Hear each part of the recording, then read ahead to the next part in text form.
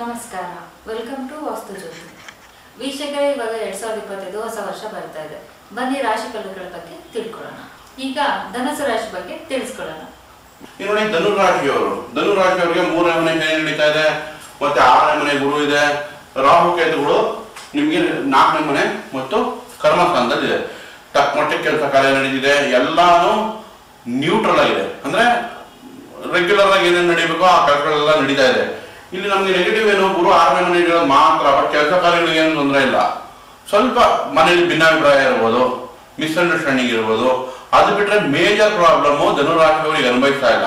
But problem ಏನು, ಧನುರಾಶಿಯವರಿಗೆ ಈಗ ಅರ್ಧ ಸಮ ಶುರು ಆಗುತ್ತೆ. ಶನಿ ಯಾವಾಗ 4ನೇ ಮನೆಗೆ ಹೋಗುತ್ತೋ ಮಾರ್ಚ್ 28, 2025ರಿಂದ ಅರ್ಧ ಸಮ ಶನಿ ಶುರು ಆಗುತ್ತೆ. ಬಟ್ ಒಂದು ಅಡ್ವಾಂಟೇಜ್ 2025ರಲ್ಲಿ ಗುರು ಕೂಡ ಮೇ 15ಕ್ಕೆ 7ನೇ ಮನೆ ಅಂದ್ರೆ ಗುರು ಬಲ ಬರ್ತಾ ಇದೆ.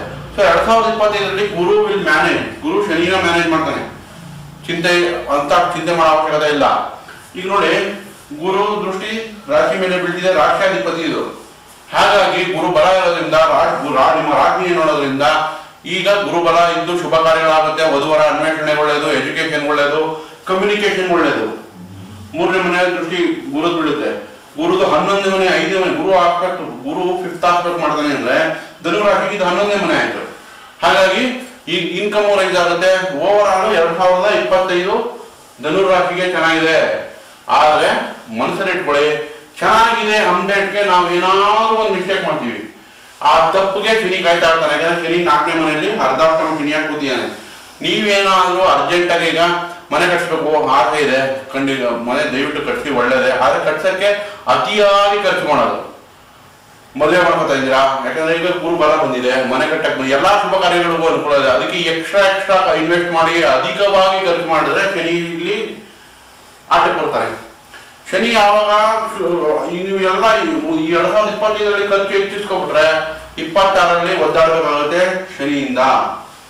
ಯಾಕಂದ್ರೆ ಗುರುಬಲನೂ ಇರಲ್ಲ, ಈ ಕಡೆ ನಿಮ್ಗೆ ಶನಿನೂ ಅರ್ಧಾಷ್ಟಮಕ್ಕೆ ಬಂದ್ಬಿಡ್ತು. ಹಾಗಾಗಿ ಎಚ್ಚರಿಕೆಯಿಂದ ಖರ್ಚು ಮಾಡಿ. ಈಗಿಂದಲೇ ಬರೋ ಮುಂದಿನ ವರ್ಷ ಚೆನ್ನಾಗಿದೆ ಅಂತ ಗೊತ್ತಾಗಿದೆ, 20%, 30% ಅಧಿಕವಾಗಿ ಎತ್ತಿಟ್ಕೊಳ್ಳಿ. ಎತ್ತಿಟ್ಕೊಳ್ಳಿ ಅಂದೇಟ್ಗೆ ಬರೀ ದುಡ್ಡು ಅಂತಲ್ಲ, ಅನ್ನೆಸೆಸರಿ ಎನಿಮಿ ಕ್ರಿಯೇಟ್ ಮಾಡ್ಕೊಳ್ಬೇಡಿ.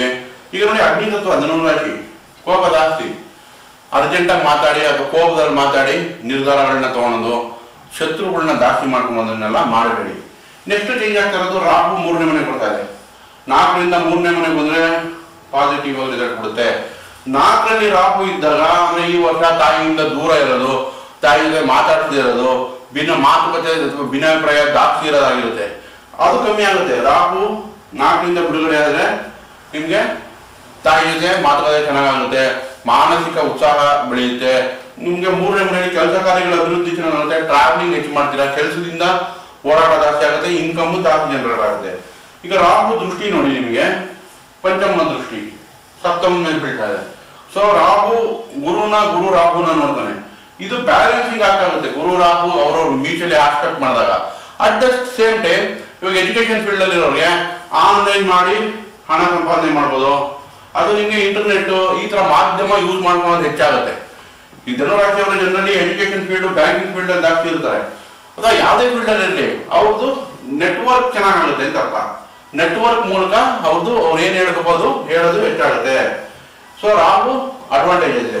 ನೆಕ್ಸ್ಟ್ ನೋಡಿ, 7, 8, 9, 9ನೇ ಮನೆ ಕೇತು ಬಂತು. 9ನೇ ಮನೆ ಕೇತು ಬಂದ್ರೆ ನಿಮ್ಮ ಅದೃಷ್ಟಗಳು ಕಮ್ಮಿ ಆಗುತ್ತೆ, ತಂದೆಯ ಆರೋಗ್ಯದ ಬಗ್ಗೆ ಗಮನ ಕೊಡಬೇಕಾಗುತ್ತೆ. ಸೊ ಇವಾಗ ನಮಗೆ ಕೇತು ಮತ್ತೆ ದೃಷ್ಟಿ ನೋಡಿ ರಾಶಿ ಮೇಲೆ ಬೀಳುತ್ತೆ.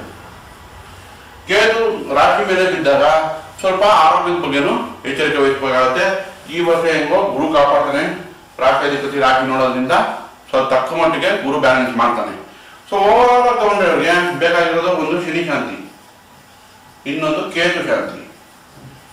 ಕೇತು ಶಾಂತಿಗೆ ಬೆಸ್ಟ್ ರೆಮಿಡಿ ಬೀದಿ ನಾಯಿಗಳಿಗೆ ಊಟ ಹಾಕಿ ಗಣಪತಿ ಆರಾಧನೆ ಮಾಡಿ. ಶನಿ ಶಾಂತಿಗೆ ಕಬ್ಬಿಣ ದಾನ ಕೊಡೋದು. ಯಾವುದೇ ಹಾರ್ಡ್ ವರ್ಕರ್ ಕಷ್ಟ ಬಿದ್ದು ಕೆಲಸ ಮಾಡ್ತಾರಲ್ಲ ಅಂಥವ್ರಿಗೆ ನೀವು ಸಹಾಯ ಮಾಡೋದ್ರಿಂದ ಶನಿ ಶಾಂತಿ ಆಗುತ್ತೆ. ಬೆಸ್ಟ್ ಶಾಂತಿ ಶನಿಗೆ ಧೈರ್ಯ, ಸಂಯಮ, ಸಹನೆ. ಧೈರ್ಯ ಕೆಡಬಾರ್ದು, ಸಹನೆಯಿಂದ ವರ್ತಿಸ್ಬೇಕು, ಆಗ ಶನಿ ಶಾಂತಿ ತಾನಾಗೆ ಆಗುತ್ತೆ.